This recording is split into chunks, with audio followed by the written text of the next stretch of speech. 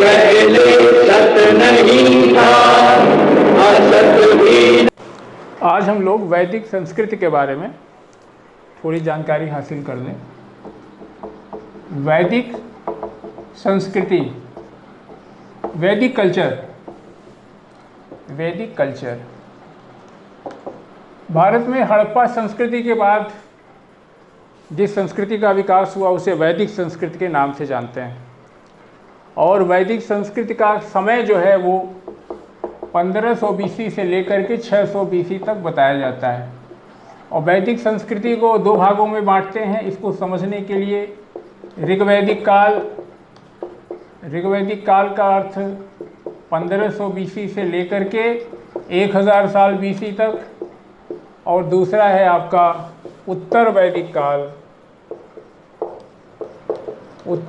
काल जिसका समय है 1000 बीसी से लेके 600 बीसी तक।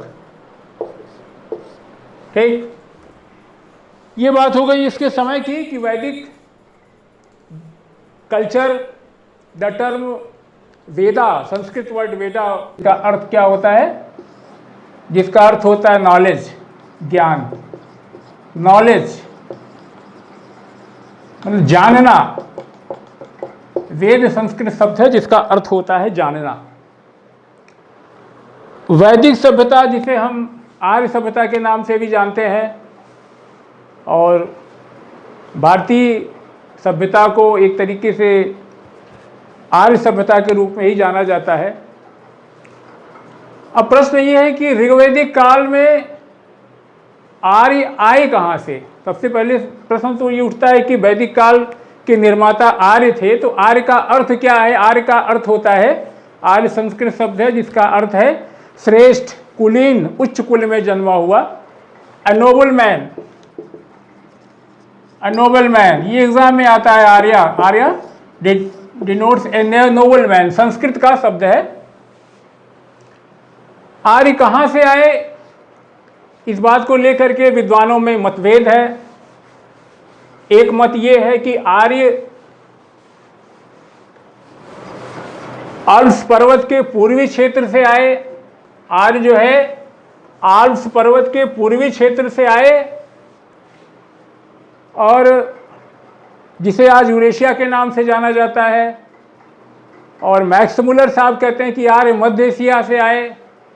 इसी तरीके से विभिन्न स्कॉलर्स का जो अलग अलग विद्वानों का जो मत है, जैसे बाल गंगाधर तिलक कहते हैं कि आर्य कहाँ से आए? आर्य आर्कटिक प्रदेश से आए। आर्कटिक प्रदेश, उत्तरी ध्रुव से आए। एक दयानंद सरस्वती कहते हैं कि आर्य जो है तिब्बत से आए। डॉक्टर अविनाश चंद्र का मत है, डॉक्टर अविनाश चंद्र का मत है कि आर्य सप्त सैंधव से आए। सप्त सैंधव, 7 इंडस स्टेट।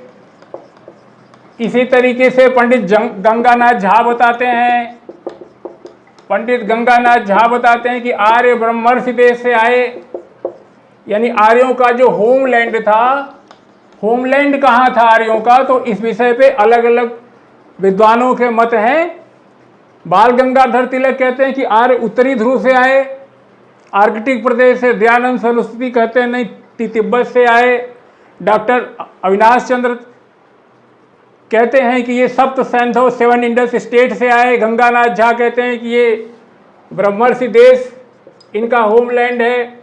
DS त्रिवेदी एक स्कॉलर हैं, DS त्रिवेदी, उनका ये मानना है कि आर्य जो है देविका स्टेट से आए। देविका स्टेट आज मुल्तान में है, देविका स्टेट से आए।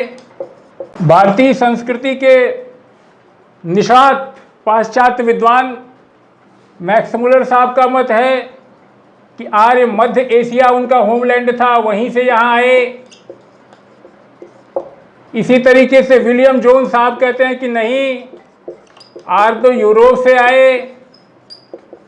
LD काला साहब कहते हैं नहीं, LD काला साहब कहते हैं नहीं, आर्य कश्मीर और हिमाचल। ठीक है। और डॉक्टर संपूर्णानंद कहते हैं, डॉक्टर संपूर्णानंद जी का मत है, इन विद्वानों ने ऋग्वेद का विधिवत अध्ययन किया होगा, इसीलिए तो इन्होंने अपना एक मत स्थापित किया। डॉक्टर संपूर्णानंद कहते हैं कि ये आल्प्स पर्वत के पूर्वी क्षेत्र, जो पहले बताया, जिसे क्या कहते हैं आज का जो यूरेशिया हमारा है, यूरेशिया से आए। तो इसे आप सुन के याद रखिए, ये मैंने बस फॉर योर काइंड इंफॉर्मेशन लिख दिया है। आर्य शब्द ऋग्वेद में 36 बार आया है। और एक बात याद रखें कि ऋग्वेद जो है भारोपीय भाषा का सबसे प्राचीनतम ग्रंथ है, और ये कहिए कि दुनिया का ऐसा इकलौता ग्रंथ है, सबसे प्राचीन ग्रंथ जिसकी मान्यता आज तक है, ऋग्वेद की मान्यता।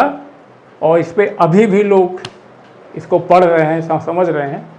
ये बहुत ही दुनिया का जो है सबसे प्राचीन ग्रंथ है।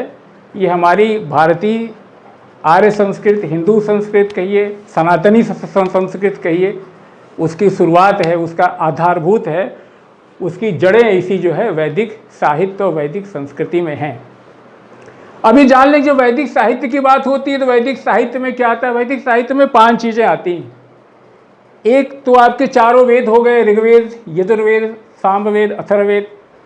ब्राह्मण ग्रंथ हो गए, आरण्यक हो गए, वेदांत हो गया, जैसे उपनिषद आप कहते हैं, उपनिषद हो गया, और 5वां वेदांग। यानी जब वैदिक लिटरेचर की बात होगी, वैदिक साहित्य की बात होगी, तो आप रिकॉल करेंगे 4 वेदांत, ब्राह्मण, आरण्यक, उपनिषद, जिसे वेदांत भी कहते हैं, और वेदांग, 6 वेदांग हमारे हैं जो वेदों के अध्ययन में सहायता प्रदान करते हैं। ये सारी चीज़ें मिला के वैदिक साहित्य बनती हैं। ठीक, ये आर्यों की बात हो गई, आर्यों के निवास की बात हो गई। अब ये जानना कि ऋग्वेद किस भाषा में लिखा गया है, तो ऋग्वेद की भाषा संस्कृत है। लेकिन ये ध्यान देने की बात है कि भाषा विज्ञानी संस्कृत को भी 2 भागों में विभाजित करते हैं, एक वैदिक संस्कृत और दूसरा लौकिक संस्कृत। वैदिक संस्कृत और जनभाषा के मिलने से जिस भाषा का विकास हुआ वह लौकिक संस्कृत है। लेकिन ऋग्वेद की भाषा वैदिक संस्कृत है, ऋग्वेद की भाषा वैदिक संस्कृत है। लेकिन ये ध्यान देने की बात है कि ऋग्वेद में संस्कृत के अलावा मुंडा और द्रविड़ भाषा के भी शब्द आते हैं, जो शायद हड़प्पा संस्कृत से आए होंगे, ऐसा माना जाता है। भाषा का विकास ऐसे ही होता है। और एक बात कि आर्य समाज में घोड़ों का बड़ा महत्व था।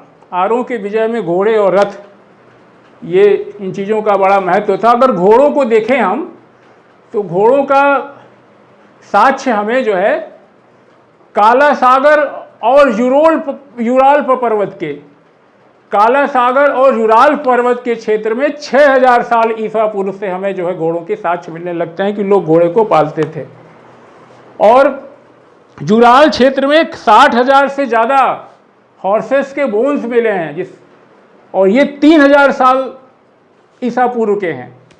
यानी घोड़ों का प्रयोग बहुत पहले से शुरू हो गया था, और वो आर्यों के साथ घोड़े और रथ भारत में भी आए। ऋग्वेदिक काल के इतिहास की बात करें तो ऋग्वेद काल के इतिहास के समझने के लिए हमारे पास ऋग्वेद है साहित्यिक स्रोत के रूप में, और पुरातात्विक स्रोत के रूप में 2 महत्वपूर्ण हमारे पुरातात्विक अभिलेख हैं, जो भारोपीय भाषा, इंडो यूरोपियन भाषा के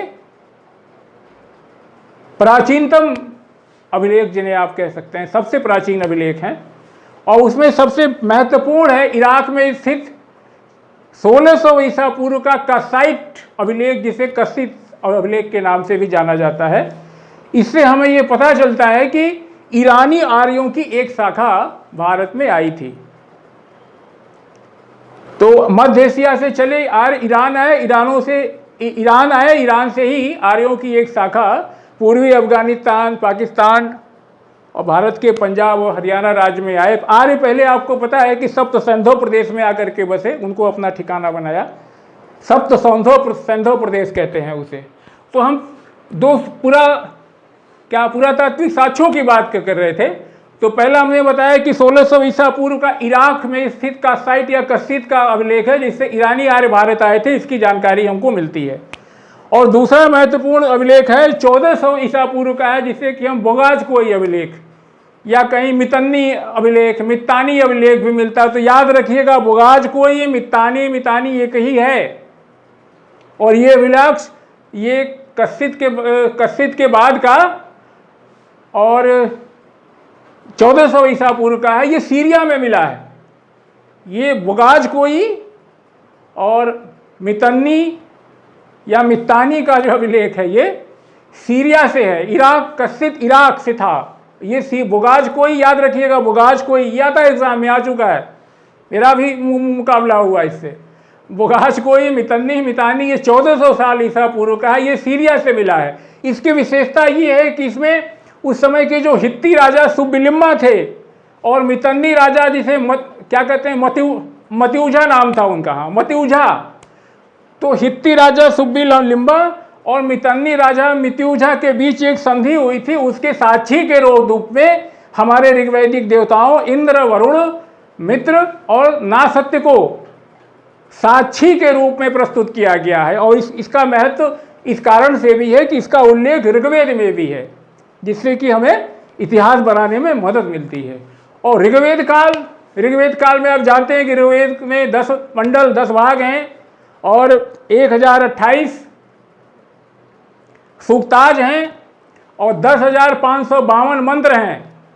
ऋग्वेद के बारे में थोड़ा सा पढ़ लें। ऋग्वेद पीछे हमने देखा 1028 सूक्त और 10,552 मंत्र और 10 मंडल।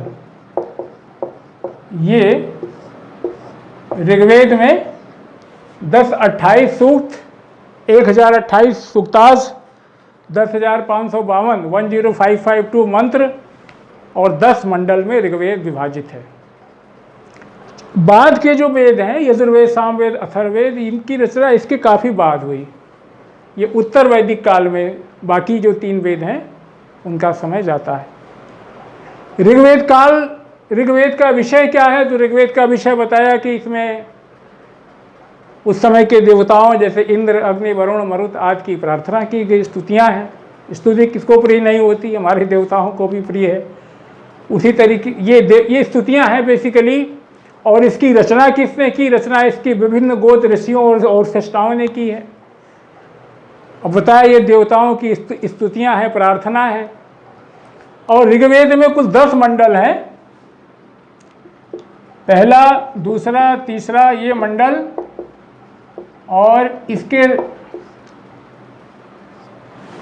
रचयिता, इसको लिखने वाले सृष्टिकर्ता ऋषि, गोत्र ऋषि। दूसरा बताया जाता है कि दूसरा और सातवां 2 से लेकर के 7 तक, 2 से लेकर 7 तक जो है वो ओल्डेस्ट है, वो सबसे प्राचीन है। प्राचीन मंडल 2 से 7 है और 1 व 10 बाद में जोड़ा गया है।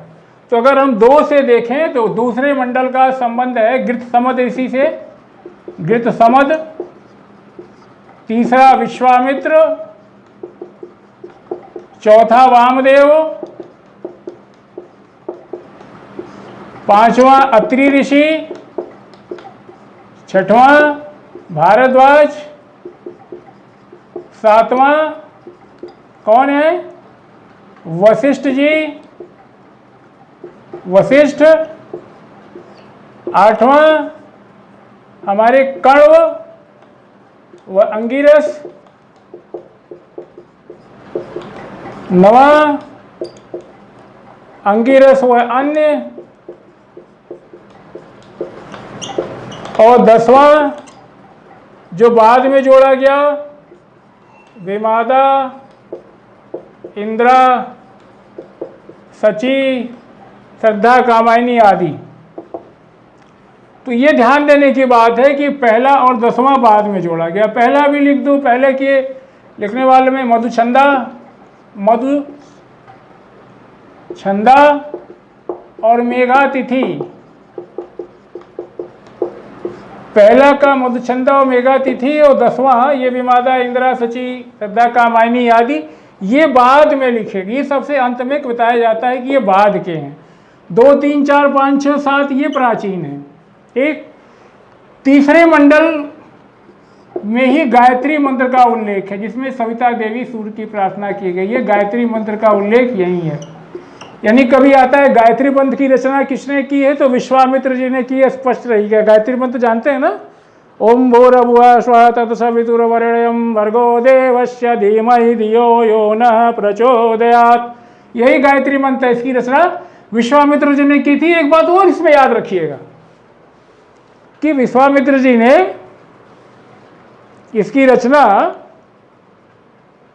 जब की तो जो इसका पाठ करता था, जो इसका उच्चारण करता था, उसे आर्य मान लिया जाता था। विश्वामित्र जी काफी उदार थे, वो वशिष्ठ जी की तरह रूढ़िवादी नहीं थी। बड़े धाकड़ ऋषि दो हुए हैं, पुरोहित कहिए कि विश्वामित्र जी और वशिष्ठ जी। तो वशिष्ठ जी क्या कहते हैं उसको कि रूढ़िवादी ज़्यादा थे और विश्वामित्र जी उदार थे। उन्होंने इस गायत्री मंत्र की रचना की कि इसको उच्चारण करने वाले को आर्य में शामिल कर लिया जाता था। लेकिन बाद के पुरोहितों ने ऐसा, मतलब इसके उच्चारण करने पे महिलाओं और शूद्रों पर रोक लगा दिया।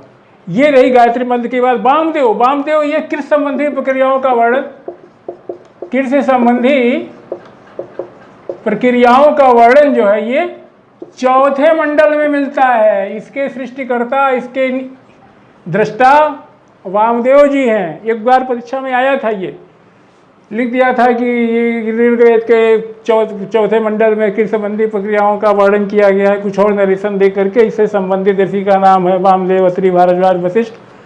तो वहाँ मुश्किल हुई थी। तो ये वामदेव हैं। ये कृषि संबंधी प्रक्रियाओं का उल्लेख हुआ है। 5वां अत्रि, 6वां भारद्वाज, 7वां वशिष्ठ। इसी 7वें मंडल में ये आपको मालूम है कि दासराग युद्ध का वर्णन है, जिसमें 10 राजा एक तरफ इकट्ठा होकर के उन्होंने भरत से युद्ध लड़ा था और पराजित हुए थे, भरत विजयी हुए थे। तो ये 7वां दसराग युद्ध से है। और 9वें मंडल को सोम मंडल भी कहते हैं। सोम मंडल यानी इसमें जो है 114 ऐसे क्या कहते हैं आपके कि हिम्स हैं। 114 ऐसे हिम्स हैं जो कि सोम देवता को समर्पित हैं। सोम देवता, सोमरस जानते हैं ना, रसों में रस, सोमरस मादक पदार्थ। तो ये 9वें मंडल को हम जो है इसको हम सोम मंडल भी कहते हैं। 9वें मंडल को सोम मंडल भी कहते हैं। ये 9वां है 9वें मंडल को। तो ये संक्षेप में बातें रही। पहला दशा हाँ ये एक जान ले कि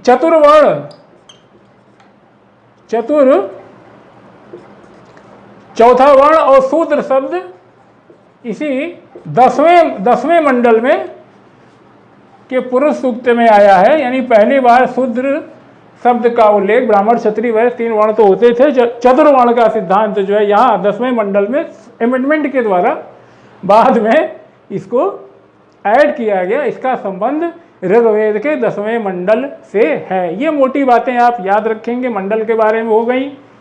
2 से 7 तक प्राचीनतम है ऋग्वेद का उपवेद।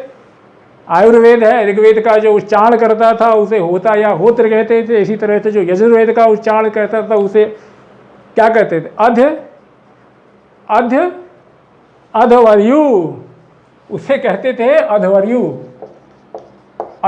कहते थे। और सामवेद का जो उच्चारण करता था उसे उद्गाता कहते थे। और ऋग्वेद का जो उच्चारण करने वाला था, नहीं पाठ करने वाला था, उच्चारण करने वाला मतलब पाठ करने वाला, उसे तो सीधे ब्रह्म ही कहते थे। ठीक, ये बातें हो गई विषय इससे संबंधित। और सारे वेदास को 4 सेगमेंट में डिवाइड किया जाता है। Each Vedas are divided into 4 parts. Samhita, Brahmana, Aranyaka और उपनिषद, जिसमें पहले 2 यानी कि संहिता और ब्राह्मण को कर्मकांड सेगमेंट ऑफ वेदास कहते हैं। आप जानते हैं आरण्यक और उपनिषद का विषय कि वो ज्ञान कांड सेगमेंट ऑफ वेदास हैं। और ये भी बात कि ऋग्वेद में जानते हैं कि आर्यचर्य मध्य एशिया से तो ईरान आए, बताया। कि जो अभिलेख मिला है इराक से, उससे इसकी पुष्टि होती है। पीछे भी चर्चा हो चुकी, कथित अभिलेख की चर्चा हुई। ईरानी आर्यों की एक शाखा भारत आई थी और आकर के आर्य आपके पूर्वी अफगानिस्तान, फिर आकर के भारत के पंजाब और हरियाणा में आके बसे।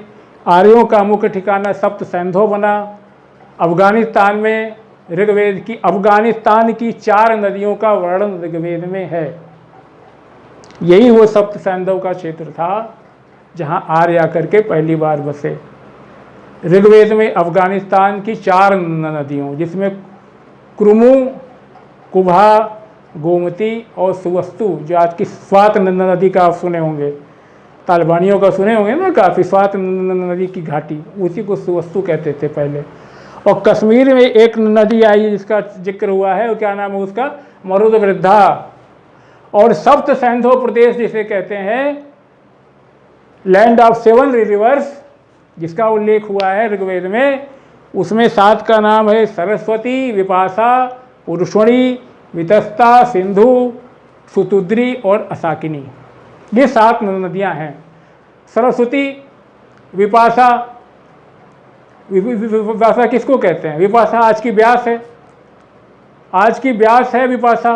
पुरुषणी, दासराग युद्ध, पुरुषणी रावी, याद रखिए, पुरुषणी नदी के तट पर आज का रावी है।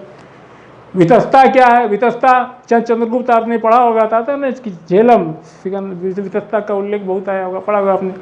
वितस्ता प्राचीन काल में झेलम को ही वितस्ता कहते थे। सिंधु हो गया। सुतुद्री सतलज नदी। असाकिनी, असाकिनी किस नदी को कहें, या अस्किनी कहिए, असाकिनी आज की चुनाव है हमारी, पुरुषणी रावी है, वितस्ता झेलम है। ये 7 नदियाँ हो गई। नदियों में ध्यान रखिएगा कि ऋग्वेद काल में सिंधु नदी का महत्व सर्वाधिक था। अगर बात होती है ये कि सर्वाधिक महत्वपूर्ण नदी कौन है, तो महत्वपूर्ण तो सिंधु ही थी, सबसे बार उसकी चर्चा होती है। और अगर पवित्र नदी की बात होगी तो फिर दूसरी बात होगी, तो फिर सरस्वती की बात आएगी। और सिंधु नदी को हाँ याद रखिए हिरण्या भी कहा गया, हिरण्या कहा गया उसकी प्रशंसा में उसको। और सबसे पवित्र नदी सरस्वती थी। सरस्वती की प्रशंसा में कहा गया कि ये देवीतमा है, मातेतमा है, नदीतमा है। नदीतमा का मतलब रिवर ऑफ ऑल रिवर्स, मातेतमा का मतलब मदर ऑफ ऑल मदर्स, देवीतमा का मतलब गॉड ऑफ ऑल गॉडसेस। तो ये बात है। गंगा का उल्लेख 1 बार हुआ है ऋग्वेद में, और यमुना का उल्लेख 3 बार हुआ है। इंडस को बता ही दिया, हिरण्या कहते थे। गंगा यमुना द्वाब क्षेत्र को आर्य ब्रह्मर्षि देश, और हिमालय से लेके विंध्याचल को तो मध्य देश कहते ही थे, आप जान ही रहे हैं इस चीज़ को। और एक बात और कि आप जान लें कि ऋग्वेद का जो प्रथम मंडल का जो पहला मंत्र है, ये जानने की चीज़ है किसको समर्पित है। ये तो ये अग्नि देवता की स्तुति है।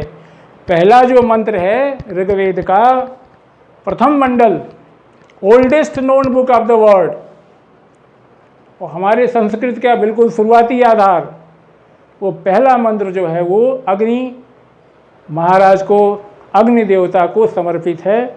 कभी उस मंत्र को सर्च करके पढ़िएगा। यहाँ तक ऋग्वेद काल में धर्म की बात है, तो या अर्ली वैदिक पीरियड में कहें तो देवताओं की पूजा लोगों ने इसलिए नहीं की कि वो उनके दुखों को समाप्त कर दे, या उनका आध्यात्मिक उत्थान हो, या उनको निर्वाण प्राप्ति हो जाए, ऐसा कुछ नहीं है। मुख्यतः प्रकृति की पूजा की गई। ऋग्वैदिक काल के जो लोग थे वो प्राकृतिक शक्तियों जैसे वर्षा, आंधी, तूफान और अग्नि, इन सारी चीज़ों को प्राकृतिक शक्तियों की पूजा किया करते थे। यानी वर्शिप ऑफ नेचर था, और यज्ञ को परफॉर्म किया करते थे। Performing yajnas and worshipping of nature. और अर्ली ऋग्वैदिक आर्यंस का धर्म था। दुख समाप्ति या आध्यात्मिक उत्थान के लिए नहीं था, बल्कि पूजा पुत्र प्राप्ति के लिए, पशु गाय की कामना, भोजन की कामना, धन की कामना, स्वास्थ्य जैसी चीज़ों की कामना तक ही उनका देवताओं की पूजा से उद्देश्य था। अब हम संक्षेप में देख लेते हैं यजुर्वेद के बारे में। यजुर्वेद, फिर सामवेद, फिर अथर्ववेद।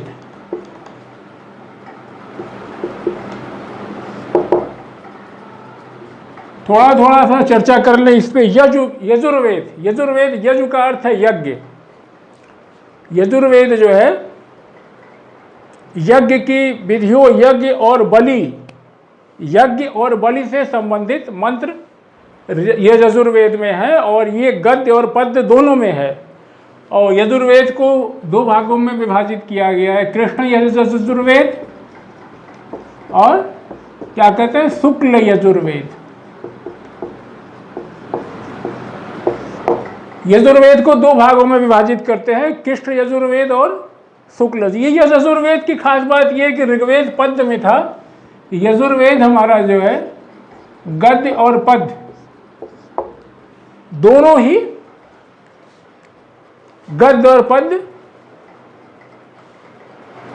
दोनों रूपों में है। यजुर्वेद का बता, ऋग्वेद का जो पाठ करते थे उनको हम होता या होत्री कहते थे, होत्री। यजुर्वेद का जो पाठ करता था, जो मंत्र पढ़ता था, उसको हम क्या कहते थे, अधवर्यु, उसको हम अधवर्यु कहते थे। यजुर्वेद का उपवेद क्या है, धनुर्वेद है। ऋग्वेद का बताया, ऋग्वेद का उपवेद क्या था, आयुर्वेद था। ऋग्वेद का उपवेद क्या था, आयुर्वेद था। और यजुर्वेद का उपवेद क्या है, धनुर्वेद है।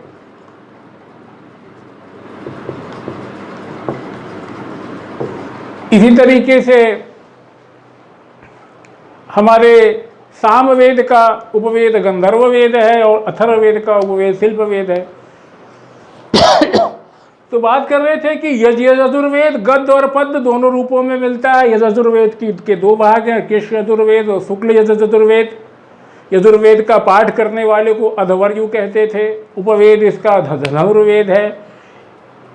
शुक्ल, कृष्ण मतलब ब्लैक, काला, शुक्ल मतलब श्वेत, यानी सफेद वाले का संबंध जो है वाजसनेयी संहिता से है। शुक्ल यजुर्वेद का संबंध जो है वाजसनेयी संहिता से है, वाजसनेयी संहिता, ठीक है। शुक्ल यजुर्वेद का संबंध वाजसनेयी संहिता से भी है। और शुक्ल यजुर्वेद का एक ब्राह्मण है, उसे शतपथ ब्राह्मण कहते हैं। शतपथ ब्राह्मण में वैदिक हिस्ट्री के बारे में, रिचुअल्स के बारे में, और क्या कहते हैं उसको, यजुर्वेद से संबंधित माइथोलॉजी का विवरण मिलता है। अथर्ववेद में ही आगे हम पढ़ेंगे कि वाजपेय यज्ञ और राजसूय यज्ञ का भी वर्णन मिलता है। ये संक्षेप में यजुर्वेद की बात हो गई। दूसरा था, हाँ एक बात और ध्यान रखिएगा कि यजुर्वेद की रचना जो है ऋग्वेद के 100-200 साल बाद हुई। ये सब उत्तर वैदिक काल में, ये सारी चीज़ें का संबंध उत्तर वैदिक काल से है। चूँकि हम सब वेदों को एक साथ पढ़ रहे हैं, इसलिए इस पर जानकारी प्राप्त कर लें थोड़ी सी कि यजुर्वेद जो है ऋग्वेद के 1 या 2 क्या कहते हैं कि सेंचुरी के बाद, शताब्दी के बाद ये संकलित किया गया, कंपाइल किया गया। सामवेद, साम का अर्थ है गाम, सामवेद गाम, ये सबसे स्मॉलेस्ट वेद है। चारों वेदों में सबसे छोटा वेद सामवेद है। सामवेद के बारे में एक बात और है कि ये closely connected with Rigveda. Rigveda से ये बिल्कुल जुड़ा हुआ। अगर आप 75 सूक्त को छोड़ दें तो सारे मंत्र ऋग्वेद से ही लिए गए हैं। ऋग्वेद संगीत शास्त्र का आदि स्रोत कहिए, प्राचीनतम पुस्तक कहिए, जो हम सप्तक पढ़ते हैं, सा रे ग म प ध नि, वो सामवेद से ही हैं। सामवेद के जो गाते थे, जो पाठ करते थे, उसको उद्गाता कहते थे। बताया, फिर से बता दे, ऋग्वेद वाले को होता या होत्री कहते थे। यजुर्वेद का पाठ करने वाले को अधवर्यु कहते थे। सामवेद का पाठ करने वाले को क्या कहते थे, अभी बताया, उद्गाता कहते थे। कहीं कहीं उद्गात्री लिखा है, उद्गात्री कहते थे। और अथर्ववेद का पाठ करने वाले को अभी देखेंगे कि तो ब्रह्म ही कहते थे। और सामवेद कहते हैं कि इसके प्रथम दृष्टा जो है वो व्यास ऋषि के शिष्य जैमिनी थे।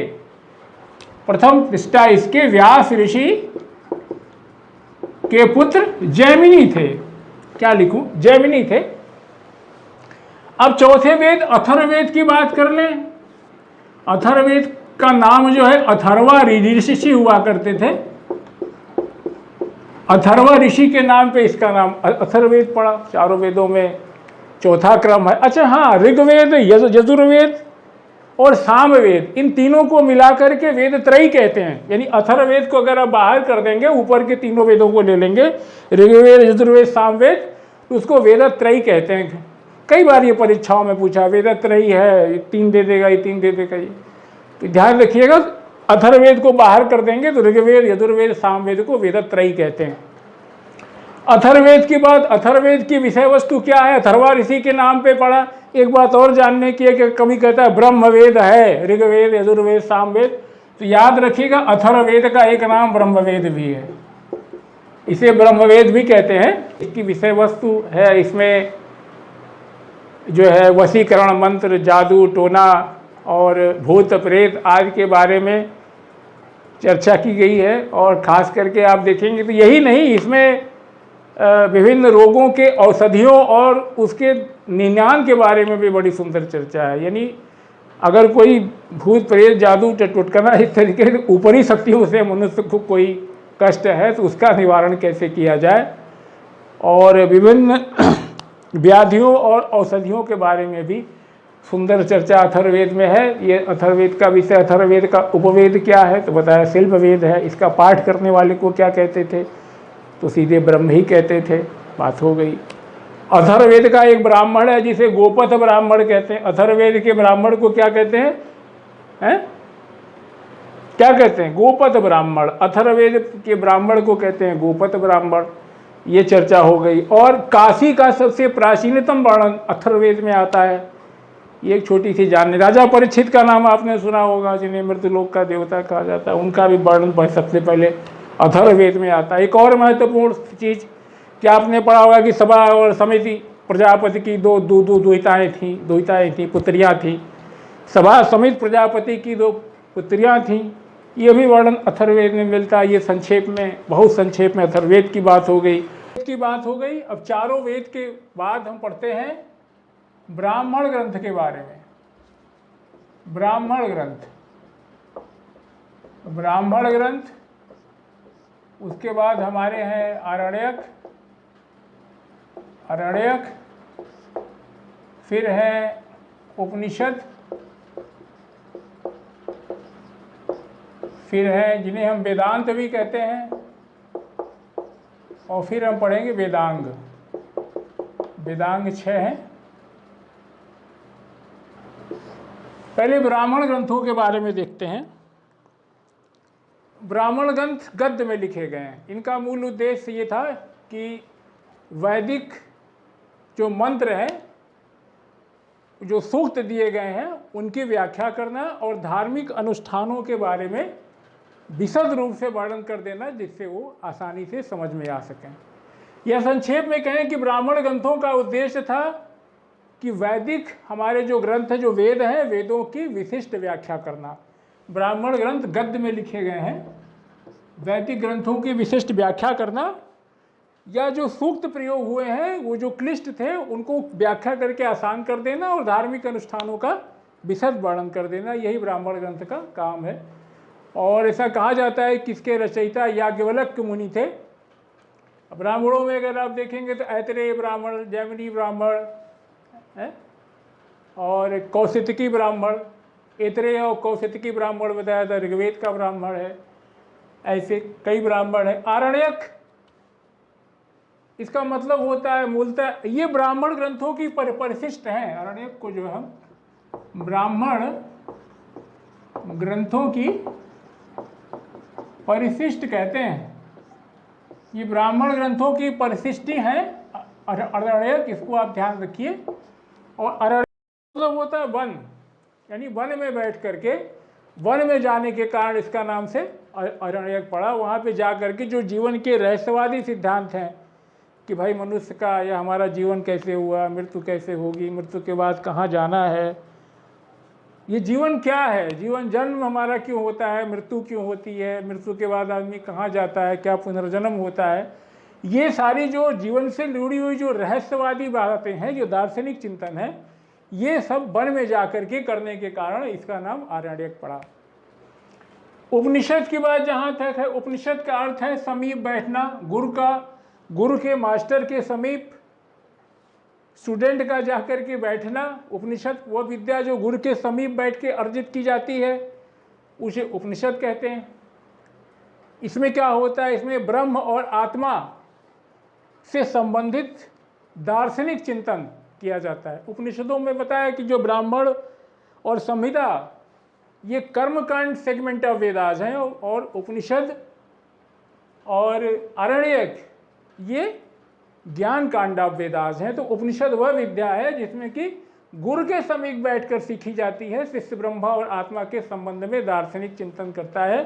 संक्षेप में यही बात है। उपनिषदों को हम वेदांत भी कहते हैं, वेदांग नहीं, वेदांत इसलिए कहते हैं चूँकि उपनिषद में ये बताया गया है कि वेद सर्वोच्च है और जीवन का अंतिम उद्देश्य जो है इन वेदों को, इन वेदांत यानी जीवन का अंतिम उद्देश्य जो वेद ही है और वेद जो है सर्वोच्च है, इस नाते इसे वेदांत कहा गया।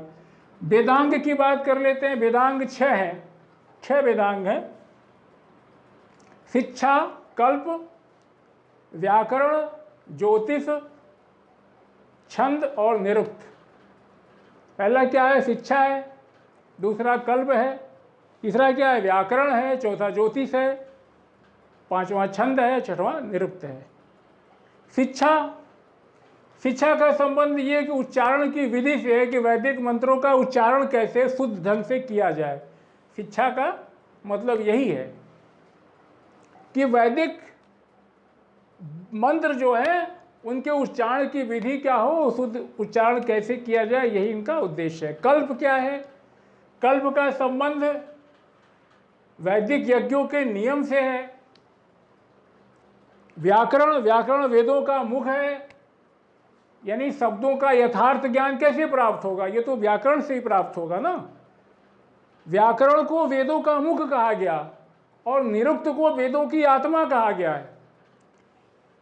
व्याकरण जो है वेदों का मुख है, शब्दों के यथार्थ ज्ञान से इसका मतलब है, और निरुक्त जो है, निरुक्त को वेदों की आत्मा कहा गया। इसका तात्पर्य है कि वेद में दिए गए शब्दों के अर्थ से है निरुक्त का तात्पर्य।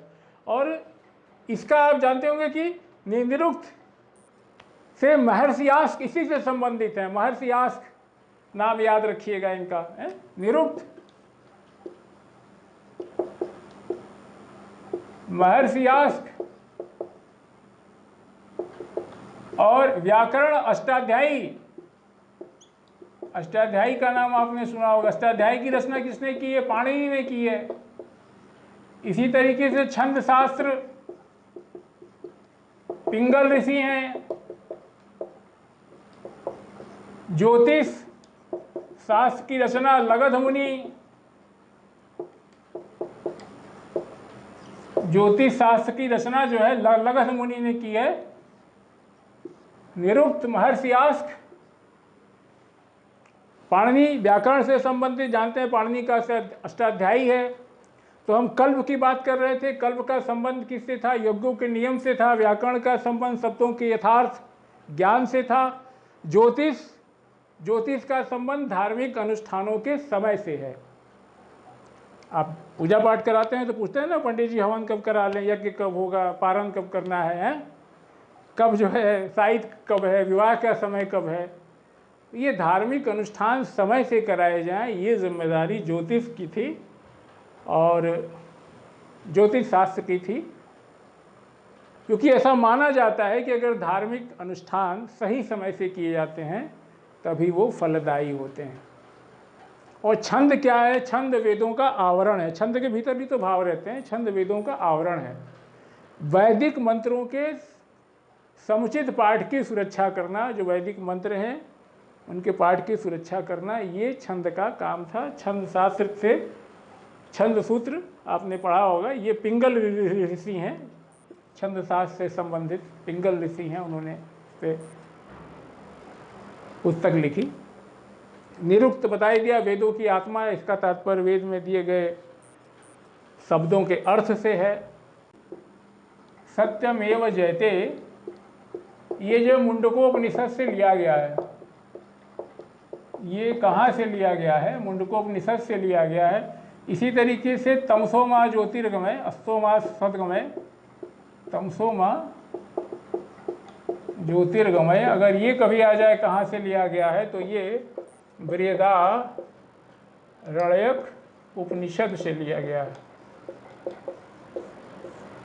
ये दो चीज़ें छोटी सी महत्वपूर्ण कि सत्यमेव जयते जो हमारा राष्ट्रीय जो 26 जनवरी 1950 को नेशनल मोटो ऑफ इंडिया अपनाया गया था और जिसको भारत का राष्ट्रीय आदर्श वाक्य अपनाया गया, आप देखते होंगे, सत्यमेव जयते, सत्य की विजय होती है, वो कहाँ से लिया गया है? यह बार बार आता है, आपको याद होगा, ये मुंडकोपनिषद से लिया गया। मुंडकोपनिषद का संबंध अथर्ववेद से है।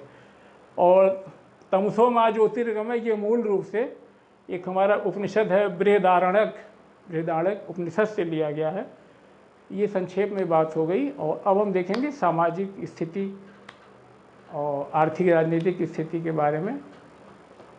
अभी बस इतना ही।